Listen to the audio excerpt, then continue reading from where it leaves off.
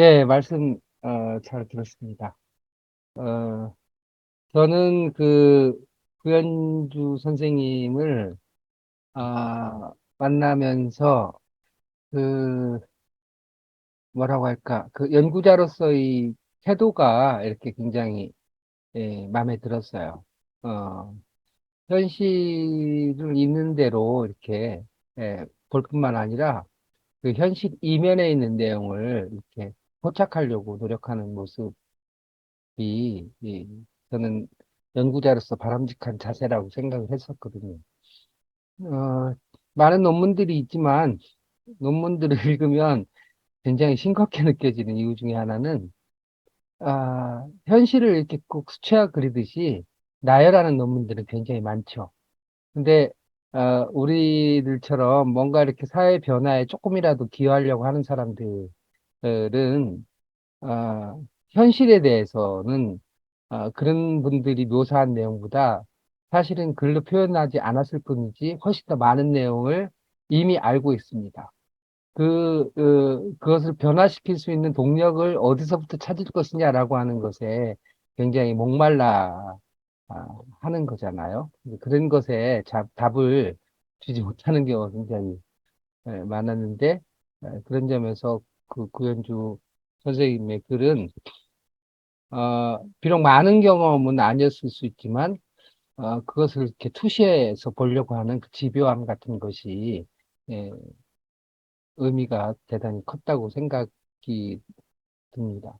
저희들이, 어, 이제, 5월 달부터, 본격적으로 이제, 주민자치에 대한 공부를 하고, 이혜경 선생님 말씀도 듣고, 또 6월 달에는, 시민사회에 대해서 공부를 하고, 그 다음에 또 7월 달에는 이 바쁜 와중에 또 원래 포럼으로, 어, 그, 박대승이 이 교수님의, 지금 현재의 다양한 민주주의의 문제점에 대한 공부를 하는 이 모든 것이, 지금 현재 우리가 직면한 문제의 뿌리, 그 다음에 또 우리가 또, 어, 뭔가 이렇게 놓치고 있는 부분이 무엇인가라고 하는 굉장히 큰 질문들 속에 있다고 저희들이 이제 스스로,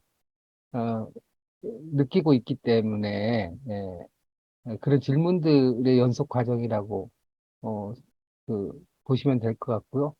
그래서 일단 그런, 과정에서 구현주 선생님의 말씀은 5월 달에 살펴봤던 마을 만들기, 주민자치에 대한 문제의식과 그다음에 시민사회, 6월에 있었던 박상필 교수님의 시민사회에 대한 문제를 이렇게 한번 엮어보는 그런 의미가 있다고 생각이 들고, 그거는 이제 7월 달에 이렇게 에, 학예 워크숍을 통해서 한번 전체적으로 좀 우리가 어, 그게 얼마만큼 이렇게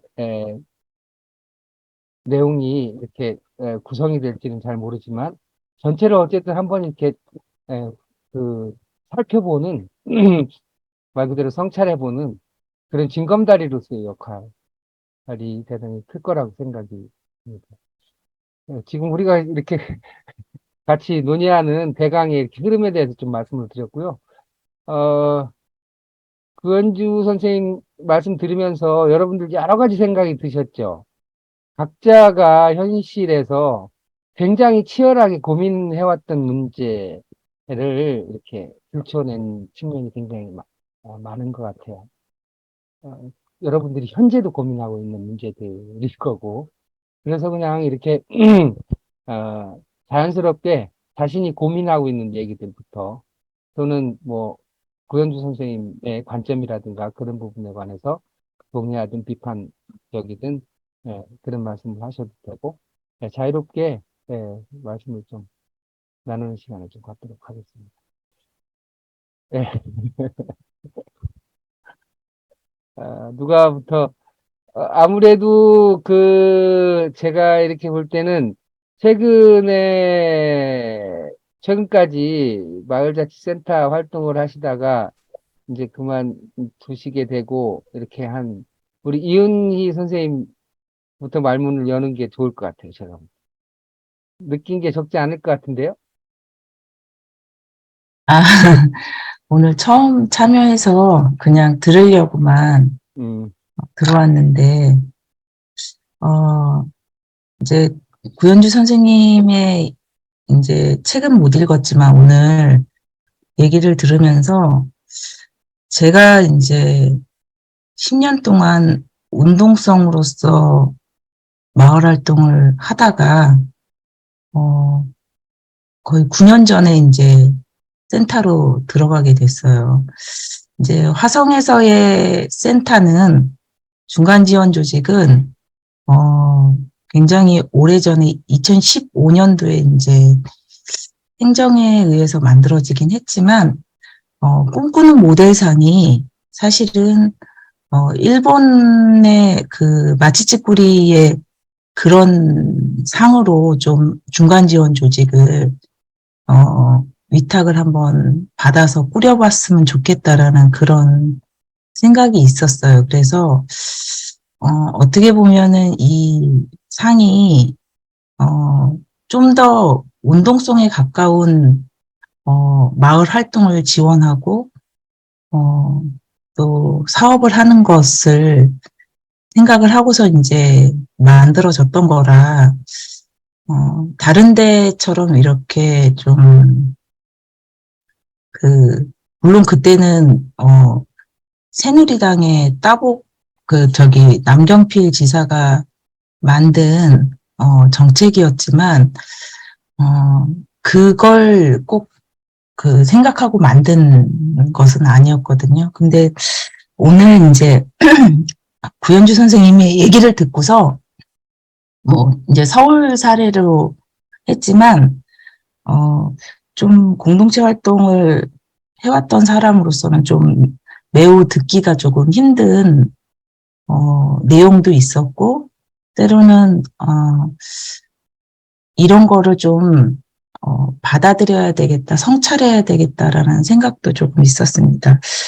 그리고 한편으로는 제가 8년 동안 내내 행정에서 듣던 그 내용들, 행정과 시의회에서 공동체 예산을 수립할 때 내내 들어왔던 그 비판의 지점이 그대로 어, 담겨져 있어서 굉장히 조금 이 부분에 대해서 매번 설명해야 되는 활동가로서 설명해야 되는 또는 중간 지원 조직으로 설명해야 되는 그런 부분들이 있었던 것 같아요. 음, 지금의 이제 마을 공동체 활동이 어쨌든 서울도 그렇고 그 농촌 지역은 농촌 협약 때문에 살아났지만 예산이 끊기진 않았지만 수도권을 중심으로 해서 굉장히 많이 예산적으로 위축되고 그리고 기존의 활동들도 이제 마을 활동뿐만이 아니라 저는 객관적으로 봤을 때 모든 시민단체 활동들이 예전에보다도 많이 위축되고 있는 이 상황 아래서 저는 마을 만들기 이 활동이 조례가 생겼든 조례가 없어졌든 다른 시민 활동들과 똑같이 좀 이렇게 좀 시대상으로 좀 위축되어 있지 않느냐라는 그런 생각도 좀 하게 됐습니다. 그래서 어찌됐건 간에 음, 그 지금까지 이 활동을 계속 해오고 있는 활동가 분들은 아까 이제 공모사업은 3, 40대가 하고 있지만 지금 이거를 열심히 조금 계속적으로 하고 있는 평균 연령대는 지금 이제 5, 60대로 가고 있어요. 그러면 왜 20, 30, 30대의 사람들이 이런 활동들을, 마을 활동뿐만이 아니라 다른 시민단체 활동들을 하지 않느냐. 이거는, 어떻게 보면 제도나 정책의 문제가 아니라 지금 현재의 그런 시대 흐름이 좀 담겨져 있지 않느냐라는 그런 생각도 저희는 한 2, 3년 전부터 계속해서 그 문제를 고민을 하고 있거든요. 그래서, 어찌됐든, 지금 이 제가 머물고 있는 지역 안에서는 이 부분에 대해서, 작년에 굉장히 큰 또 내용을 겪었기 때문에 우리가 지역 안에서 예산을 주든 안 주든 예산이 있든 없든 이 공동체 활동이 꼭 필요한 활동이라면 계속해서 확장하고 안에서 지속하는 그런 역할과 활동을 해야 되지 않겠느냐 지금 그렇게 가고 있거든요. 어쨌든 두서없이 얘기를 했지만 이 내용들을 보면서 때로는 맞고 때로는 좀 억울한 부분도 있고 하는 그런 느낌이었습니다. 네. 어떤 말씀 하려고 하는지 여러분들이 충분히 느낌이 좀 있으셨을 것 같고요. 예, 다른 지역이나, 예, 다른 분들 말씀, 예, 예, 이민아 선생님 춘천에, 네. 네, 네. 그, 말씀 잘 들었고요. 그 춘천의 사례를 조금 다른 방향으로 좀 얘기를 드리고 싶어요. 저 같은 경우는 중간지원 조직에 있었던 것도 아니고, 그렇다고 그냥 활동가도 아니고, 그 둘 사이에서, 이게 아까 말씀하신 고소득 알바를 했었던 그런 이제 뭐, 그 주민 공동체들이 사업 신청을 하면 춘천 같은 경우는 반드시 교육이나 멘토링을 받게 했었어요. 그래서 제가 가진 퍼실리테이션 기술로 그런 분들이 사업 계획서나 고민하는 것들을 풀어낼 수 있는 그런 지도를 했었고, 저에게 쏠쏠한 알바가 되었습니다. 근데 이제 그런 것들을 하면서 행정에서 이 사업을 펼치는 문제점이라든지 아니면 또 잘하려고 하는 부분들, 그리고 실제 현장에서 주민들이 가지고 있는 애로사항이나 또 뭔가 변화하는 부분들을 좀 직접적으로 목격을 할 수 있었는데요. 춘천 같은 경우는 2018년에 이재수 시장이 되시면서 마을 공동체 사업하고 굉장히 갑자기 막 없었던 사업들이 시작이 됐었어요. 그러니까 기존의 보조금 사업들을 시민단체들이 좀 주로 하는 편이었으면 이제는 시민들에게 뭐 200만 원, 300만 원이지만 사실은 그거를 할 수 있는 장을 열어줬던 거고, 그런데 이때 갑자기 춘천에 사실은 문화도시 선정이 돼가지고 문화도시 사업도 굉장히 많아지고 사회혁신센터도 생겨서 그 상황도 되게 많아지면서 정말 주민을 끌어모으는 계속 그 문화도시나 사회혁신센터의 사업들도 3명 이상의, 뭐 5명 이상의 모이면은 뭔가 할 수 있는 예산이나 사업들이 너무 홍수처럼 넘쳐나서 진짜 주민들을 정신을 못 차리게 만드는 그런 일들이 동시에 펼쳐졌었어요. 4년 동안. 그런 일들의 속에서 제가 이렇게 보면서 느꼈던 점은 저도 그런 고민이었어요. 아까 그 친밀성에서 공론장으로 가기 위해서 공론장은 사실은 뭐 부르주아라는 말씀을 얘기를 하셨는데 사실 이런 사업들에게 시간과 열정을 낼 수 있는 층은 내가 직업 활동을 하지 않고도 시간과 에너지를 쏟을 수 있는 대상이어야 해요. 그래서 정말로 돈을 벌기 위해서 투자를 해야 되는 20대, 30대들은 접근을 하기가 어려운 상황이었고, 그리고 당연히 직장인도 어려운 부분이고, 그래서 이제 그런 시간의 여유가 있으신 분들이 많이 있기 때문에 제가 봐도 다 저보다 잘 산다는 느낌을 받았었어요. 네. 그래서 처음에는 그런 얘기도 많았었어요. 이 돈을 활용해서 이렇게 개인적인 어떤 이득을 취하려는 데 쓰는 거 아니냐 하는 분들을 많이 있죠.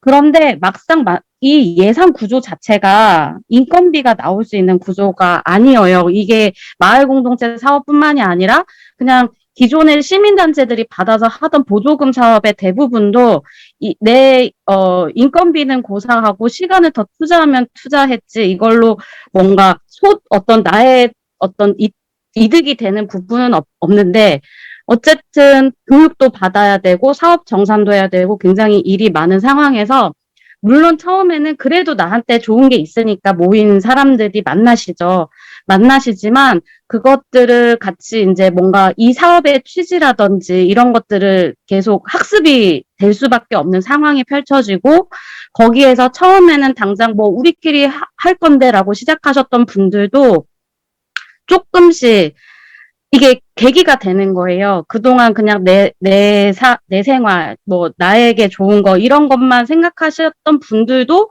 이것을 어떻게 하면 지역사회랑 연결을 할 수 있을까?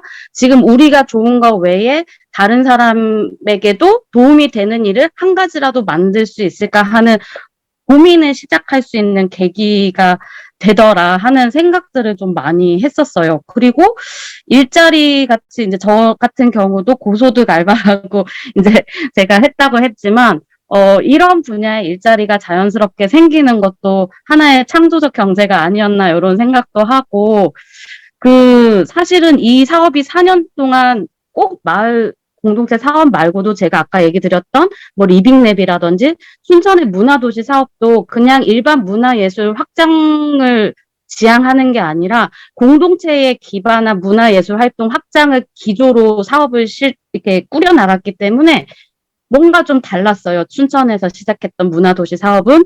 그러면서 이게 주민들이 할 수 있고 하는 사업들이 많다 보니까 오히려 기존의 시민사회 단체들은 이런 쪽에 관심이 없고 새로운 영역의 주민들이 많이 발굴되는 것들을 볼 수 있었어요. 정말 그 전에 우리가 시민사회 단체 행사하면은 모이는 그 풀에서 맨날 같이 교육받고 이런 계속 보는 얼굴들이 아니라 어느 날은 다문화 가족 중에서도 이런 것들에 도전하는 팀들이 생기고 청년 농부도 그동안 보지 못했던 분들이 생기고, 또 이런 것에서 계속 진행이 되다 보면 그런 사람들이 어느새 어떤 역할이나 뭐 위원을 하고 있고, 그것이 또 뭐 사회적 경제랑 연결이 되기도 하고, 저는 좀 상당히 좀 다양한 풀의 시민들이 발굴됐다라고 좀 생각을 하는 부분이 있어서, 지금 그렇게 4년이 지나는 동안에 저는 춘천이 되게 다양해졌다라고 저는 좀 봤었거든요. 물론 진행하는 과정에서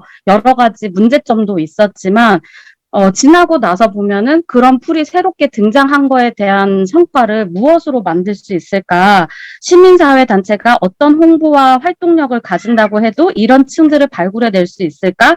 그런 생각이 좀 들고요.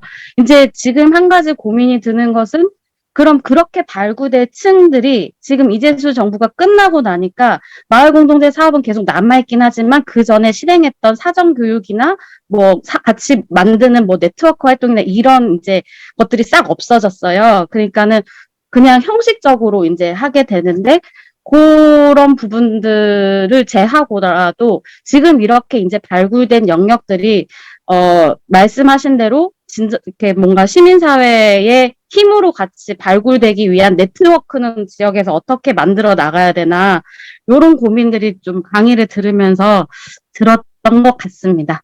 네, 네, 이상입니다. 네. 음. 사실은 뭐, 한 도시 얘기만 하더라도, 긴 스토리가 있는데, 예, 잘 들었습니다. 다른 분들도 좀 이렇게 자연스럽게 말씀을 좀 하시죠, 뭐.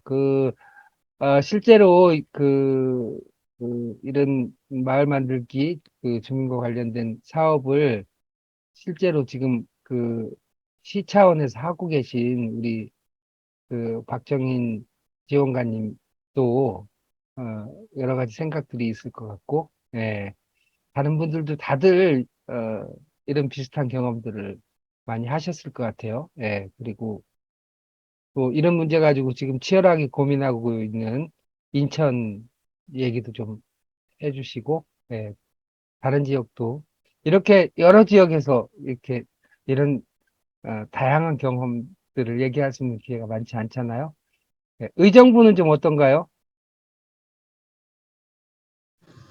아, 네. 앞서 말씀해주신 선생님의 말씀처럼 저희 의정부도 작년 12월에 법정 문화도시로 측정이 됐어요.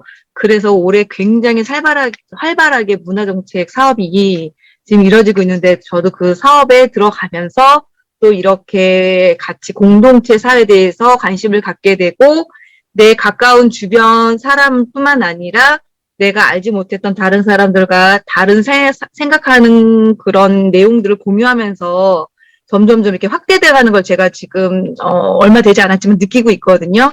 그렇기 때문에 저는 이제 학부모 입장으로서 어떻게 보면은 우리 아이들을 이제 생각하면서 이 공동체 사업에 관심을 갖게 되는데 이 민주시민교육이라는 게 지금 아이가 지금 저학년들이 이제 둘인데 학교에서 지금 교육이 이루어지고 있긴 있어요. 그리고 공동체 관련된 교육도 있는데 근데 학부모님들이 관련된 학부모님이 말씀하시기를 초등학교 때는 이게 활발하게 교육이 되는데 중학교, 고등학교 가면서부터는 이런 민주시민 교육 과정이 모두 다 사라진다는 거예요. 그런 점이 참 안타깝더라고요. 그래서 우리 이제 학교 안에서도 이런 내용들이, 이런 교육 과정이 좀 활발하게 아이들이, 왜냐면 얘네들이 자라가지고 이제 우리 국가의 미래 인재가 될 거잖아요. 그래서 그런 쪽으로도 좀 우리가 깊이 좀 고민해봐야 되지 않을까. 지금 그런 면에서 저도 어떻게 학부모로서 더 확장시킬 수 있을까. 그런 차원에서 지금 학부모들하고 이제 모임을 가지려고 노력 중에 있습니다. 네. 네. 뭐, 이렇게, 자기 경험을 말씀하셔도 되고, 그런가 하면 조금, 이론적인 측면에서 말씀을 하셔도 좋을 것 같습니다. 우리, 김인정 선생님 위원장님 한번 좀 말씀 주시죠. 안녕하세요. 저는 춘천에 있는 김윤정이라고 하는데요.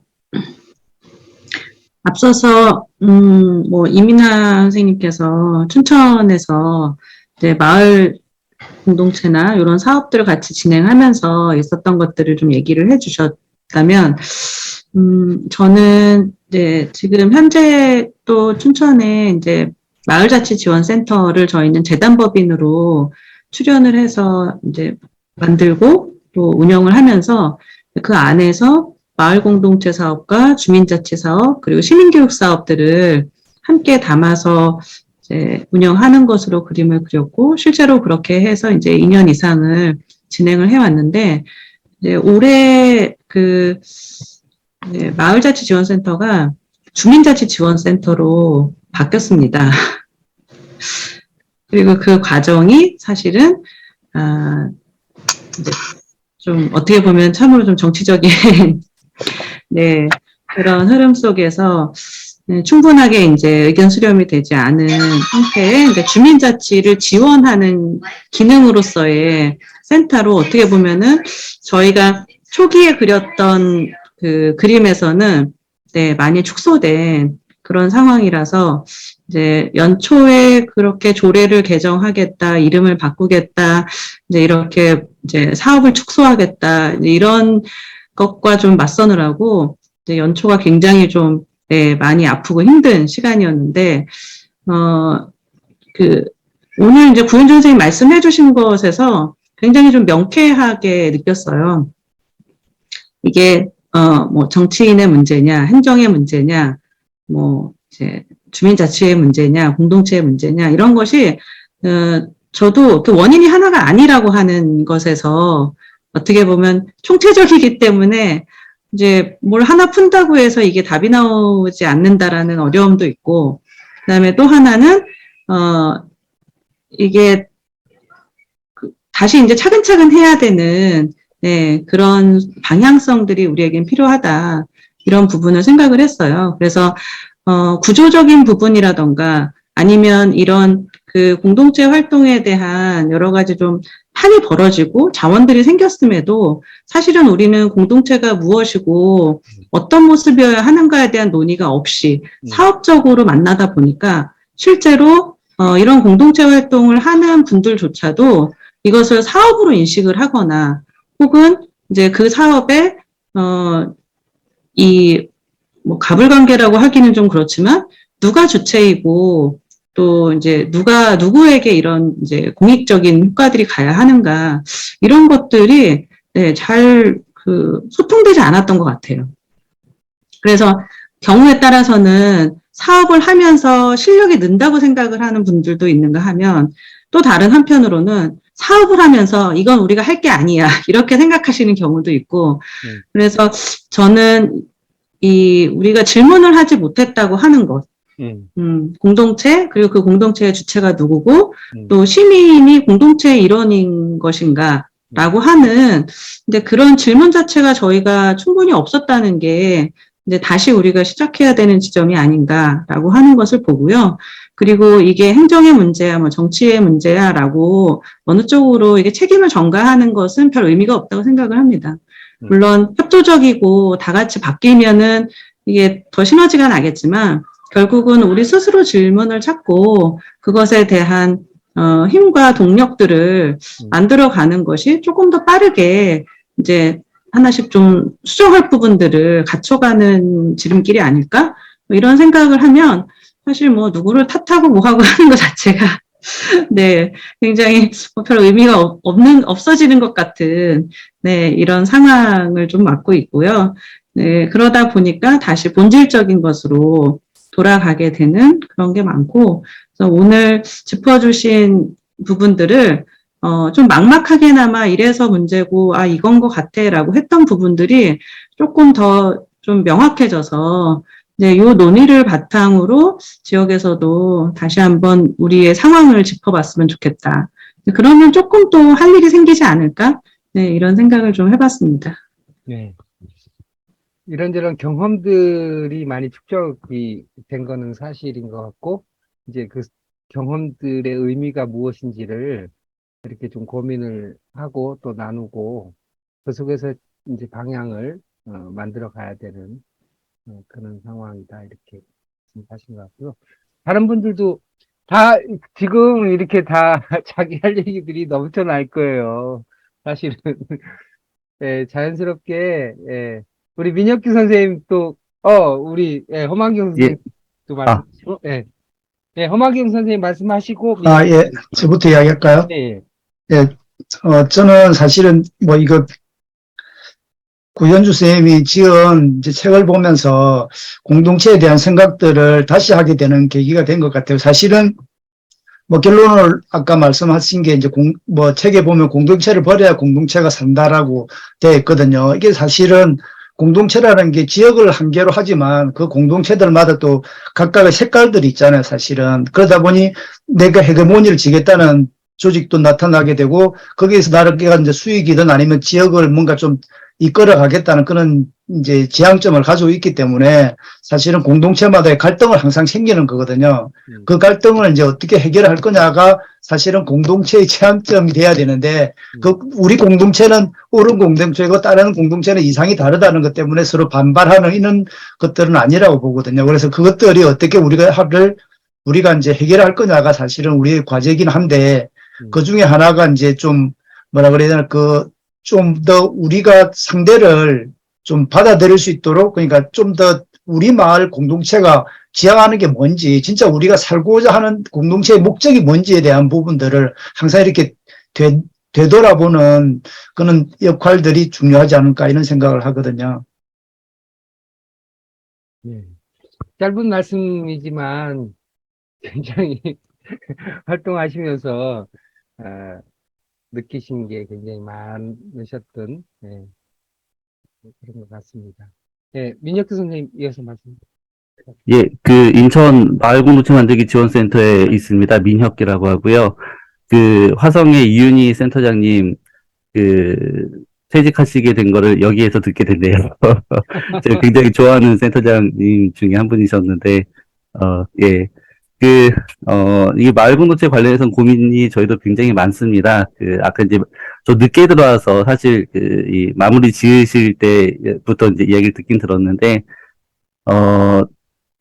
사실 여기 지금 나타난 이 현상들에 대해서는, 각 주체별로 모두에게 책임이 있을 수 있다는 생각을 좀 많이 하고 있어요. 그리고 특히나, 최근에 이제 인천에서는 작년 말부터 인천도 이제 크게 여러 가지 좀 이렇게 이 부침들이 있었거든요. 그래서 작년 말부터 이제 좀 공동체 영역에서는 추진하고 있는 것 중에 하나가 이렇게 인천은 이제 10개 자치군구가 있는데 그 자치군구별로의 그 당사자 조직을 만드는 걸 좀 시도를 하고 있습니다. 예. 그래서 단적으로 인천은 이제 주민자치하고 마을공동체 쪽이 이제 주민 조직으로 좀 이렇게 정책적인 지원들이 있었는데 주민자치 같은 경우는 그 인천시, 광역시 차원에서는 주민자치 연합회라는 조직이 있고, 기초단체별로는 주민자치 협의회라는 이제 협의체 조직이 있다 보니까, 실제로 이제 그 행정이나 관에서 여러 가지 정책적인 변화를 가지고 가려고 할 때는, 이쪽에서 이제 좀 이렇게 대립각을 세우게 된다거나, 이제 좀 수평적으로 거버넌스 구조에 어떻게든 집어넣게 되는 현상들이 생겼었어요. 그래서 달리 표현하면 당사자 조직이라는 게 있었는데, 마을 공동체는 정작 당사자 조직이 없었던 거죠. 예. 그러니까 주민 공동체 각각이 이제 지역에서 어떤 일들을 하고 계신지를 보면, 아까 이제 구현주 박사님 말씀하신 것처럼 실질적인 개인으로서의 운동성들을 충분히 보이고 계십니다. 예. 그리고 그 운동성이 어떤 시민사회단체나 아니면 이렇게 우리가 소위 시민사회라고 부르고 있는 좀 이렇게 학습이 많이 진행된 분들이 외치고 있는 그런 것들하고 또 별개로 마을 현장을 지키고 지역 주민들 현장을 지키고 있는 그런 여러 가지 다양한 의제들을 가지고 버티고 계셨는데, 이게 서로를 도우시면서 지역사회를 좀 이렇게 잘 일궈가시는 역할들을 하고 계시는데, 정작 그분들 개개인은 다 흩어져 계셨던 거죠. 예, 다 흩어져 계시고 같이 모여서 대화하고 이야기할 수 있는 어떤 계기도 부족했고, 되려 그런 네트워크와 관련된 역할들은 인천은 광역 같은 경우는 이제 시민사회의 어떤 그 영향이 좀 강하게 있는 편인데요. 기초 같은 경우는 일부는 시민사회에 강한 드라이브가 있었지만 또 일부는 관에서 주도하는 경향들이 좀 강했었습니다. 그래서 대체로 지금까지 운영이 됐었던 그런 당사자들과 만나는 역할들은 관이 주도하는 꼴로 운영이 된다거나, 혹은 이거는 이제 모든 경우는 아니지만 시민사회 중에 일부가 지나치게 주도하려는 모습을 보이게 돼서 되려 너무 정치적으로 보여지거나, 아니면 모여지게 되는 주민들이 그냥 사업적으로만, 혹은 이제 관의 드라이브에 그냥 동원되는 구조로만 이제 따라가는 경향들이 상당히 있었어요. 그래서 오히려 지금까지 운영이 됐었던 마을 공동체와 관련된 정책적 방향성이 좀 이 방향에 맞는가에 대한 고민들이 사실은 좀 심각하게 있긴 있고요. 대신 아까도 이제 좀 말씀하셨던 것들 중에 현장에서 오히려 이거를 고액 알바 같은 개념으로 이제 접근을 하셨다, 이제 이런 표현도 있으셨던 것 같은데, 저는 거기에 대해서는 좀 반대하는 입장이긴 합니다. 지역을 읽어가시는 과정에서 이분들은 원래 자기 비용을 어마어마하게 써가면서 사용을 하고 계셨었거든요. 그러니까 이 부르주아라고 해서 여유가 있는 분들만 사실 그 역할들을 하시진 않으셨던 것 같아요. 예, 그냥 20년, 30년 동안 주부로 계시다가 내가 우리 지역사회에 그래도 뭐라도 해야지라고 하면서 지역에 있는 복지관하고 연계가 되시면서 하시는 분들도 사실은 계셨고, 그러니까 자기가 없음에도 불구하고 다양한 활동들을 통해서 이제 이렇게 풀어내셨는데, 여기에서 이제 발생했던 문제 중에 하나가 이런 일들을 할 수 있는 예산이나 어떤 자원들이 너무 없었던 거죠. 그래서 그런 자원들 때문에 이런 사업들을 이용하는 경우들도 상당히 많았었습니다. 그리고 마을 활동가라는 개념들도 이게 이제 접근하는 방식에 따라서 좀 인식은 다를 수는 있겠지만, 실질적으로 그 마을 공동체들이 행정의 보조금 사업을 할 수 있을 만큼 역량이 없다 보니까 되려 이 마을 활동가들이 그 분들을 돕고자 나서는 경우들도 사실은 많이 있었어요. 그래서 정작 과업으로 지시가 되는 이제 그 내용들을 넘어서 더 지나치게 현장을 만나고 도와드리는 현상도 굉장히 많았었거든요. 그런데 그런 분들이 받으셨던 예산이 고작 한 달에 60만 원 또는 많이 진행이 돼봤자 100만 원 정도였었습니다. 그래서 사실상 이게 아르바이트 개념이나 일자리 개념으로 접근하기에는 아직도 너무 형편없는데, 벌써부터 거기에 대한 비판이 나오는 거는 그러니까 오히려 우리나라 전체적으로 좀 어떤 방향성에 대해서 이야기를 할 때 되려 이 시장주의적으로 너무 지나치게 접근하는 거 아닐까, 이런 고민들이 한편 있고요. 다른 한편 기본적인 경제 시스템 자체가 시장주의라고 한다면 그 안에서 이 활동가들이 하고 있는 이미 사용한 어떤 품이나 비용들에 대해서, 그래서 사회적 가치를 실현한 비용들에 대해서 오히려 이게 보상을 받아야 된다라는 이제 개념들로도 접근할 필요가 있지 않을까라는 생각이 있습니다. 그런 면에서는 최근에 광주에서 진행을 하셨던 참여소득제 같은 개념도 사실 인천에서도 좀 관심을 갖고 보면 좋겠다라는 생각들이 있는데, 음. 그래서 여전히 인천도 고민이 굉장히 많습니다. 굉장히 많고, 오히려 지금 좋은 기회가 있어서 당사자 조직들을 만드는 것들을 지금 계속 추구를 좀 하고 있습니다. 그래서 이 과정에서 올해 또 내년까지 어떻게 당사자 조직들이 좀 만들어지게 형성이 되고, 이 당사자 조직들이 실질적으로 그 참여의 의미에서는 그 시민사회라고 얘기할 수도 있겠지만, 다른 한편 조금 더 보편적이고 조금 더 이 기초적인 단위에서의 주민운동이라는 개념으로 좀 넓게 확장시켜서 봤을 때, 이분들이 오히려 당사자로서 행정과 자치군구와 이 협력적 거버넌스 관계를 오히려 만들어낼 수 있도록, 그리고 거기에서의 일종의 좀 아까 이제 헤게모니 이런 표현도 하셨지만, 다르게 보면은 이런 네트워크가 대표성을 가지고 그런 정도의 주도권을 행정과 좀 이렇게 힘 겨루기를 하시면서 필요한 방향성으로 끌고 갈 수 있게 하는 게 좀 필요하지 않을까. 지금 이제 그런 고민들을 좀 하고 있습니다. 예. 예. 지금 이제 몇 분 말씀을 들으면서도 느끼셨던 것처럼 이게 각 지역별로 굉장히 차이가 굉장히 큰 것 같아요. 그래서 이게 뭐 협치의 경험을 가지고 그 속에서 무엇을 성찰할 것인가라고 하는 측면에서 고민을 하시는 분들도 계시지만, 여전히 뭐 그런 협치라고 하는 것은 어, 타 지역의 얘기일 뿐이고, 역시 아주 그 권위주의적인 그런 행정 하에서 이제 어떻게 주민의 권리를 옹호하느냐라고 하는 차원에 지금 계속해서 고민을 하고 있는 그런 이제 지역도 뭐 있고, 이제 겨우 이제 시작하는, 예를 들면 뭐 의정부 같은 경우는 가서 보니까 이제 겨우 이렇게 뭔가 그 행정이 바뀌면서 시민들하고 뭔가를 좀 구성해 보려고 하는 아주 초립해 있는 것 같아요. 그런가 하면은 뭐 우리 최현정 선생님 계신 김천 같은 경우에는 여전히 이렇게 시민사회를 무시하는 행정적인 태도에 대해서 어떻게 대응할 것인가라고 하는 것에 부심하고 있는 그런 상황이고, 또 우리 또 박형주 목사님 계신 남원 같은 데서는 시민과의 대화 자체가 단절되어 있는 이런 황당한 상황도 이렇게 경험하고 있고, 굉장히 차원은 다양한 것 같습니다. 그렇지만 뭐 하여간 서울 협치 10년 속에서 우리가 그 국가 권력, 행정 권력과 시민과의 관계를 어떻게 맺을 것인가라고 하는 그런 문제의식은, 그 골자는 뭐 이런 상황의 차이를 넘어서서 함께 고민해야 될 문제가 아닌가 싶습니다. 한두 분만 더, 지금 시간이 벌써 9시가 다 돼가서, 예, 그러면 김경숙 선생님 말씀을 좀 하시고요. 평택에 그 우리 지원관님 말씀을 좀, 문세영 선생님 말씀을 좀 하시고, 박형규 목사님 조금만 기다려 주세요. 이게 원래 지금 계속 기다리고 계신데 조금 기다려 주실 수 있으세요?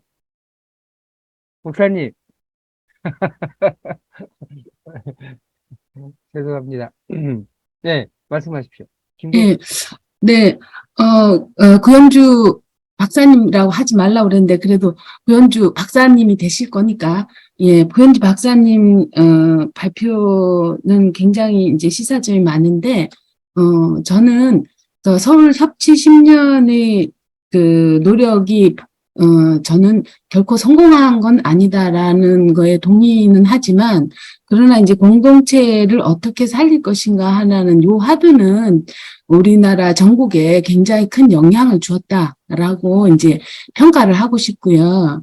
그러니까 서울에서 그 공동체를 체감하기 가장 어려운 곳에서 공동체, 그러니까 마을 공동체라는 거를 했던 부분이라서 그 가지고 있던 한계가 이제 그대로 그 애초에 그 공동체, 마을 공동체 사업이 가질 수밖에 없었던 한계가 사실 10년 안에서 해소되지 않으면서 이제 그대로 나온 건데, 저 같은 경우에는 박원순 시장이 그 모델로 삼았던 성미산 마을이라는 것이 모델이 되기 전에 그 형성 과정과 성장 과정을 실은 우연한 계기로, 들어가서 보게 된, 제 경험이 있어가지고, 그 성미산 마을이라는 것 자체가 그 지역사회에서 대표성을 갖기 참 조금 부족한 부분의 한계를 가지고 시작이 되었던 부분과 그 다음에 그 내부에서 기존의 예를 들어서 이통반장의 조직들이라든가 아니면 기존의 노인회라든가 기존에 가지고 있었던 지역의 유지들과의 굉장히 이렇게 극단적 대립의 상황이 있음에도 불구하고 그런 부분들에 대해서는 굉장히 이렇게 해소의 노력을 하지 않고 저희는 사실 그 어떤 우연한 갈등의 계기로 그 성미산 마을을 간 적이 있는데 그거를 주문을 했고 그 부분이 필요하다. 이게 지역사회에서 보편성을 갖고 문제 해결이 되려면 기존의 세력, 기존에 있던 분들하고의 대화의 노력이 필요하다는 얘기를 사실 주문을 하고 그 주문 때문에 저희가 성미산 마을 사람들로부터 거절을 당한 경험을 저는 가지고 있어요. 그래가지고,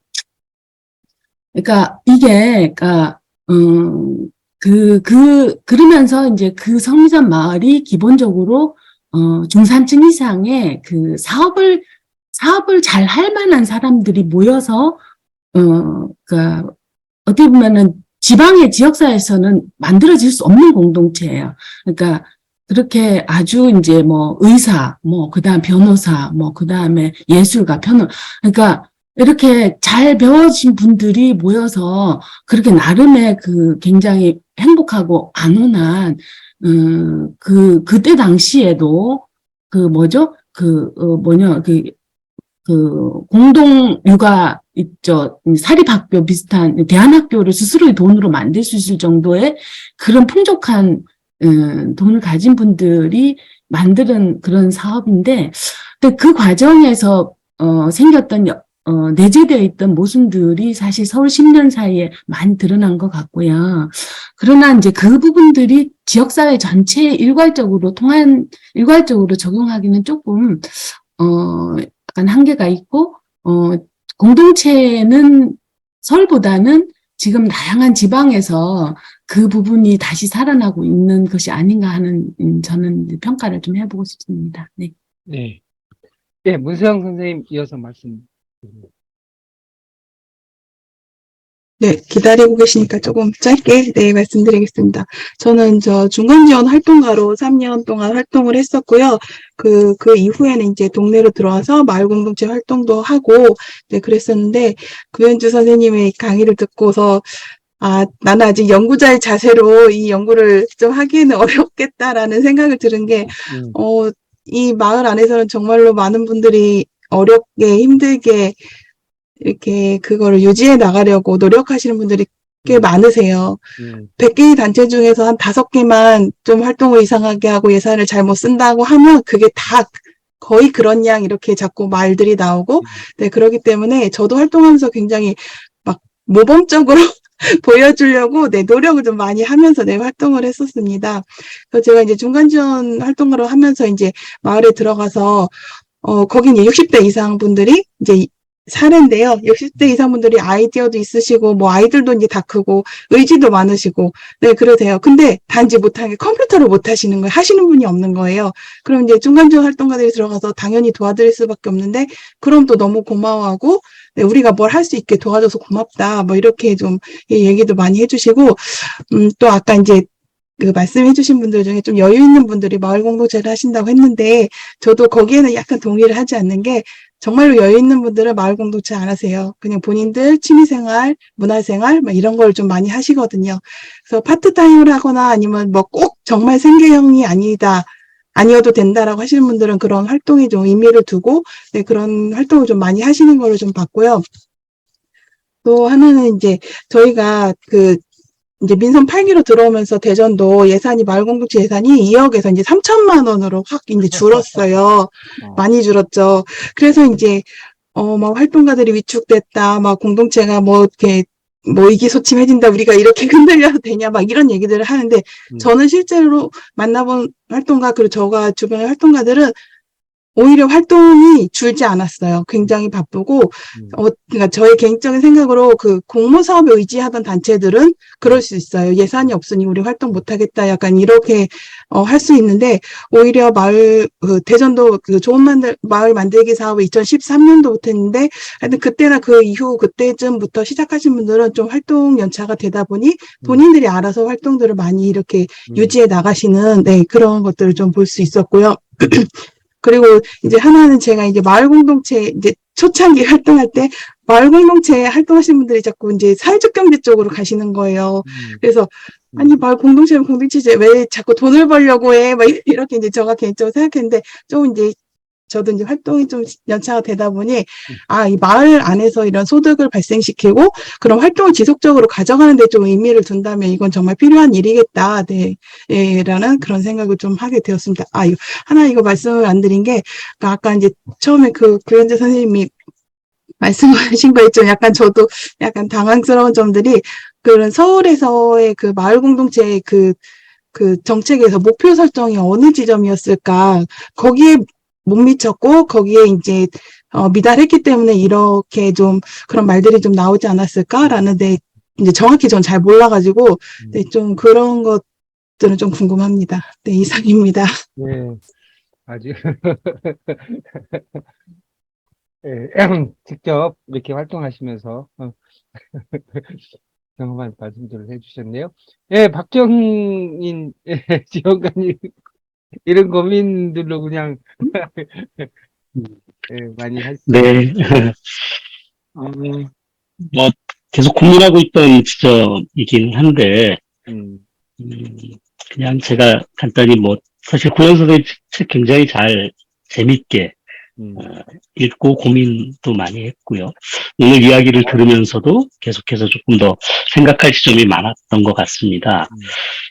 하나는, 우선 구현 선생님 어떻게 대답하실지 모르겠지만, 아까 그 고소득 알바 이야기들이 아마 굉장히 실제 활동하시는 분들의 그 심정을 건드리는 발언이셨을 거라고 저는 생각하는데, 그런데 저는 동의하거든요. 동의합니다. 구현 선생님 말씀에 동의해요. 왜 동의하냐면, 제가 보기에는, 일단 서울을 중심으로 얘기하면, 소위 지식인, 중산층, 그리고 친민주당 성향을 가진 사람들이 어공이나 중간 지원 조직을 중심으로 해서 전체 마을 공동체부터 시작해서 협치까지 쭉 했던 것 아닌가. 그래서 행정주도형도 아니었다라고 저는 보고 오히려 어공과 중간 지역 주도형의 협치, 마을 공동체, 사회적 경제 이렇게 끌고 갔던 것이 저는 서울의 모습이었다고 생각하고요. 그러다 보니까 결국은 행정도 못 바꿔내고 주민도 못 바꿔내는 그래서 소수 운동화 돼버린 그런 경향성을 더 많이 가졌다라고 생각하고 그 과정에서 바로 그런 일부 활동가들 특히 지원하는 입장에 있는 일부 사람들에게는 실제 활동비가 지원됐지만 사실은 공동체로 활동하는 분들에게는 진짜 공동체 안에서 무엇을 하거나 실제 그 안에서 움직이는 분들에게는 전혀 보상 체계가 만들어지지 않은 굉장히 이상한 구조가 아니었을까. 물론 평택도 지금 그 모양입니다. 그래서 그게 굉장히 고민스러운 지점이고요. 그래서 우리 최근에 이야기 들었던 광주에서 고민하고 있는 참여소득, 참여수당에 대한 고민들을 조금 더 깊게 하기 시작했고 그런 것들을 좀 주민들하고 상의하면서 되게 어떻게 해서 만들어갈지 모르지만 일단 평택도 좀 이번 참여 예산을 내주셨으면 좋겠다 그런 제안을 드리고 정보를 드려서 아마 지금 작성하고 계시는 걸로 알고 있거든요. 그래서 그런 움직임들이 좀 필요하다라고 하나 생각하고요. 그리고 어쩌면 전체적으로는 제도화의 문제에도 하나는 지적하고 싶습니다. 여기 아마 그 전국지속협 관계자분들도 계셔서 불편할지 모르겠는데 지속협 같은 경우는 의제 20일로부터 출발해서 꽤 오랜 기간 사실은 한국 사회에서 안착한 조직 가운데 하나입니다. 소위 말해서 새마을, 자충, 바르게 그 이후에 등장한 지속협 의제 20일이었죠. 그래서 의제 20일의 구성원들은 오히려 앞에 세 개 단체들이 굉장히 좀 보수적 성향의 분들이었다면 이 의제21에 참여했던 분들은 시민사회에 비슷해서 출발했거나 아니면 민주당 정과 굉장히 가까운 분들로 구성되어 있습니다. 현재도. 그런데 사실은 이 지속협이 있는 지역에서는 지방정부로부터 보조금을 거의 유사한 수준으로 받고 있거든요. 예. 바르게 자충 새마을하고 거의 유사한 수준으로 보조금을 받고 있는데, 제가 다 전국을 확인한 것은 아니지만, 대체로 제가 아는 지역들을 둘러봐도, 지속협 자체 활동으로 머물러 있지, 그것이 읍면동 단위까지 구축되는 것은 못 봤습니다. 그런데 바르게 자충 새마을은 다 읍면동 단위로 구축되어 있거든요. 그게 물론 법이 강제하는 부분도 있긴 하지만, 굉장히 루즈하다. 그런 부분들이 충분히 오히려 지속가능 발전이라고 하는 게 한 도시 차원에서 이루어지기도 하지만 실제 삶의 영역인 읍면동 단위에서 이루어져야 하는 것인데 그런 분들은 굉장히 높고 가는 것 아닐까? 그래서 왜 유사한 재정 지원을 받는데 저렇게 안 하지? 라고 하는 의구심이 저한테도 있어요.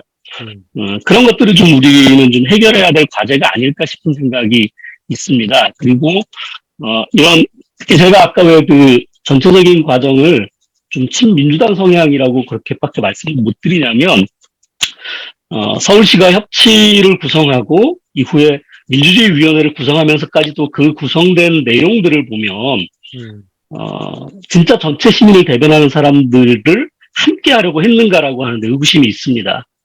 뭐 다른 지역도 마찬가지 대부분들이 예. 그래서 그런 고민들 때문에 사실은 평택시는 요번에 저희는 그 3기 협치회의를 구성하면서 공개 모집을 통해서 모으기도 하고 기존의 전문가 집단들 시장 추천으로 모으기도 하고 연임하기도 하면서 사실 여기에 굉장히 많은 지금 저희도 굉장히 위험한 도전을 하고 있는데요. 뭐 저희 지금 협치위원들 그 실무위원회 가운데는 청소년도 들어와 있고 청년 기업 네트워크 하는 친구들도 들어와 있고 상공회의소도 들어오고 평택에 있는 재단들 관계자도 들어오고 그뿐만 아니라 사실은 주민자치회 참여예산위원회 사회적경제협성위원회 바르게 작총 새마을 각각을 대표하는 분들 그리고 통리장연합회 이런 분들까지 다 지금 아울러서 구성을 했거든요. 이렇게 했던 이유는 뭐냐면 한 곳으로 편중된 방식으로 해서는 진짜 시민의 뜻을 묻기가 어렵다라고 하는 생각을 한 4년의 경험을 하면서 했기 때문입니다. 저는 우리가 공동체라고 했을 때 특히 가까운 삶의 자리의 공동체에서는 사실 정치적 성향도 없고 실제로 내 삶에 부딪히는 문제들, 내 동네의 문제들, 내 주변에서 함께 살아가는 이야기들이 둘러나올 텐데 그것을 물론 뭐 모든 지역이 그렇진 않겠지만 일부 지역처럼 그런 약간의 중간 지원 조직과 어공이 됐던 민주당 성향의 사람들이 과연 그걸 다 감당할 수 있을까? 저는 감당할 수 없다라고 보거든요. 그래서 이런 부분에 대한 고민들을 조금 더 우리가 함께 하다 보면 우리 박태선 소장님 말씀하신 대로 또 우리 고현 선생님 말씀하신 대로 짜여 있지만 열려 있는 그래서 누구에게나 언제든지 열려 있지만 또 그 안에는 내실 있게 함께 갈 수 있는 것들을 구체적으로 만들어갈 수 있는 그런 공론장 공동체가 가능하지 않을까. 저도 좀 오늘 덕분에 많이 배웠습니다. 감사합니다. 네. 아이고, 인제에서 이제 비로소, 우리 최현정 선생님도 또 말씀을, 간단하게 말씀을 좀 네. 네.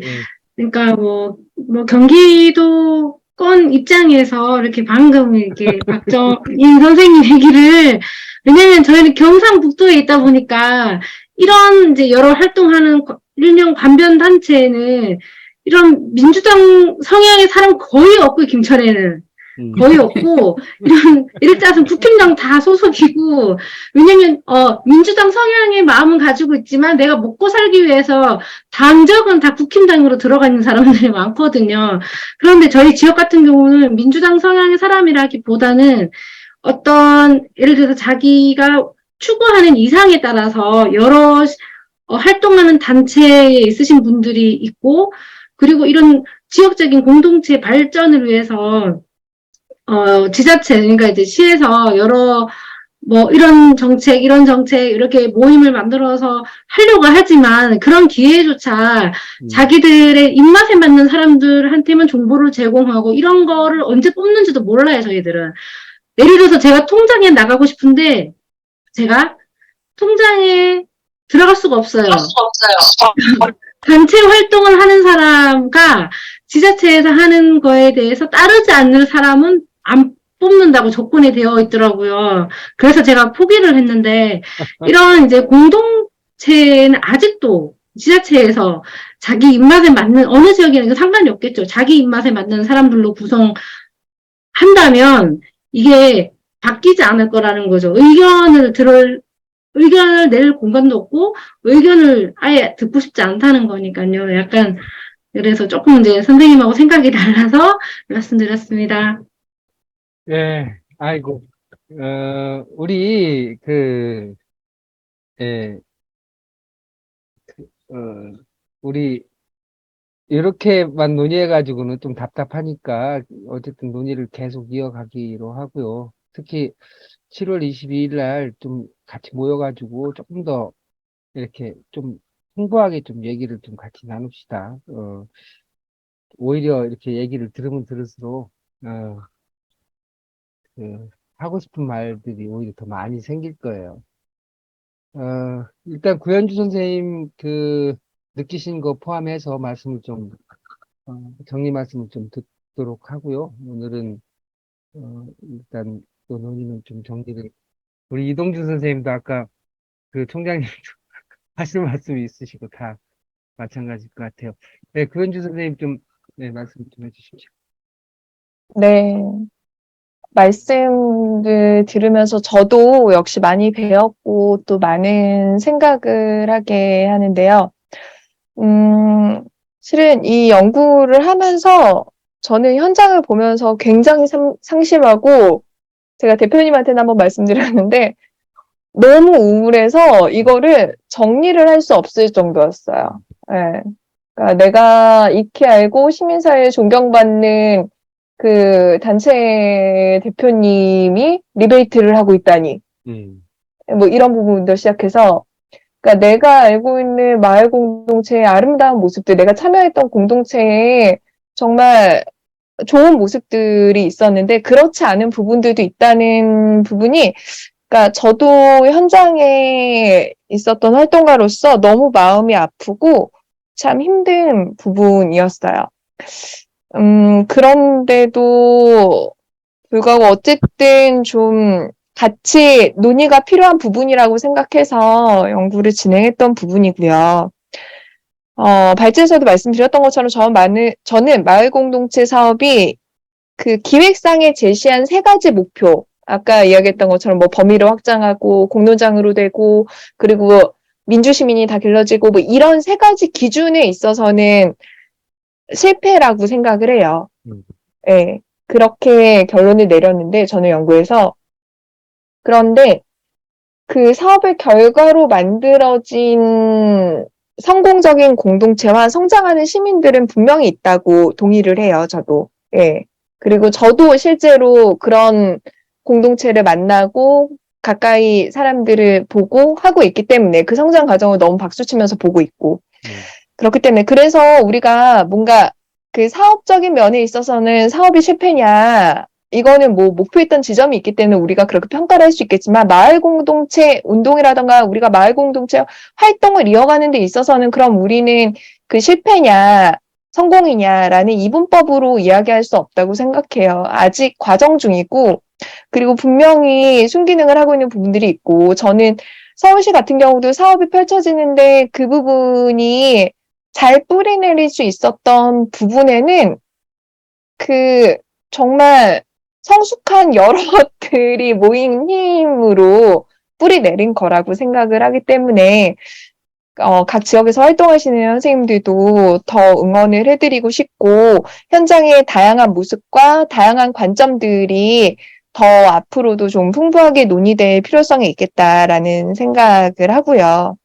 그리고 활동가 보상 관련되는 문제들도 그러니까 실은 저도 모두가 고소득 알바로 참여하고 있다고 보고 있진 않아요. 예, 근데 일부 그렇게 하고 계신 분들을 지켜보면서 일단 키워드만 적다 보니까 약간 그런 부분들이 더 부각이 됐는데 저는 개인적으로 그러니까 이거에 대한 부분이 우리가 조금 더 시민사회 활동을 하는 이런 분들에 대한 보상이 어떤 식으로 될 수 있을 것인가에 대한 고민과 함께 구조에 대한 부분, 문화에 대한 부분도 같이 좀 논의가 됐으면 좋겠어요. 그러니까 예를 들어서 저 마을회의 하러 가야 됩니다. 하고 내가 직장에 휴가 신청을 할 수 있는 거야. 휴가 사유에. 예. 그게 가능한 직장이 몇이나 될까? 예. 그런 부분들을 생각해 봐요. 그래서 조금 더 우리의 논의가 좀 다양한 관점으로 이루어졌으면 좋겠다라는 생각도 들고요. 그리고 지금 울산의 김용전 선생님도 올려주시고, 뭐 중간중간 그런 정치적 환경에 대한 이야기들도 잠깐씩 나왔는데, 그러니까 특정 정치인이나 정당이나 뭐 의회 구성이나 이런 조건들은 계속 바뀌잖아요. 그러니까 운동성이 이런 정치적이거나 제도적인 환경을 저는 넘어서기 위해서는 보다 좀 거시적일 수 있지만 본질적인 질문들에 대한 답을 잘 찾아 나가야 된다고 생각을 하거든요. 그러니까 이를테면 그러니까 민주시민을 성장시켜야 된다라고 했을 때 그럼 여기서 민주시민은 뭐야? 라는 부분들을 더 파고들면 우리가 민주시민 교육을 할 때 보고서를 쓰기 위한 교육을 시킬 것인가? 아니면 민주시민 함양을 위한 다른 교육을 더 우리가 개발할 것인가에 대한 우리의 활동의 세부적인 부분들도 더 좀 세워나갈 수 있다고 생각을 해요. 그래서 그러니까 굉장히 거시적이고 당장의 과업들이 있는 현장에서는 이러한 질문을 던지고 답하는 일련의 과정이 너무 숨차고 버겁고 답답한 부분이고 약간 그렇지만 이런 문제들을 더 해결해 나가야 된다고 생각을 하고 저도 다시 공부를 시작한 이유가 이런 실은 현장을 제일 잘하는 사람은 활동가인데 교수님들이 너무 엄한 이야기 하시는 거에 저도 약간 해서 공부를 해야겠다 생각을 했던 거거든요. 그래서 좀 현장과 그 이론과 이런 부분들을 지금 잘 엮어내고 좀 이야기할 수 있는 그런 역할을 하고 싶고 그런 부분에 여러 선생님들과 같이 이야기하는 자리가 많았으면 좋겠고 오늘 귀한 시간 예, 저한테 가장 큰 도움이 된 것 같네요. 감사드리고 또 다음에 오프라인이나 뭐 이런 모임 때도 뵙도록 하겠습니다. 감사합니다. 예, 예, 고맙습니다. 예, 우리한테 예, 굉장히 좋은 질문거리를 주셨습니다. 고맙습니다. 계속해서 이렇게 글이 올라오는데요. 예, 어쨌든 핵심적인 것은 좋은 질문거리를 주셔서 고맙다는 말씀을 여러분들이 해주셨습니다. 박정인 지원관님도 해주셨고요.